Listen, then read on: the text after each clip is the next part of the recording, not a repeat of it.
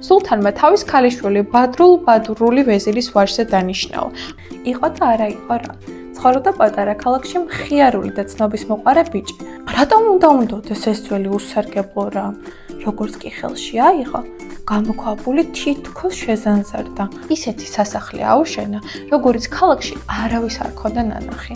ალადინმა ბადრულ-ბადურს თხოვა, ჯადოქრისთვის ღვინოში დასაცინებელი წამალი ჩაესხა. ო, ჩემო ნამდვილო ბატონო, ხმამაღლა თქვა ჯინმა, ბრძანე, რა გინდაო? გიბრძანებ, მტკიცე თქვა ალადინმა. ჩვენი სასახლე და ბადრულ-ბადური ჩემს სამშობლოში დააბრუნე და ჯადოქარი ისე გააქრე, რომ ვეღარავინ დაასარალო საწიო. ჯინმა ხელები მაღლა ასწია და ერთ წამში ყველაფერი შეიცვალა. ჭირი იქა, ხინი აქა, ქატო იქა, ფქვილი აქა. იმედი მაქვს ყურადღებით მისმენდი, როდესაც ზღაპარს კითხულობდი შენთვის. და მაინც, ალადინის რეალური ისტორია უფრო მოგწონს თუ დისნეის ისტორია?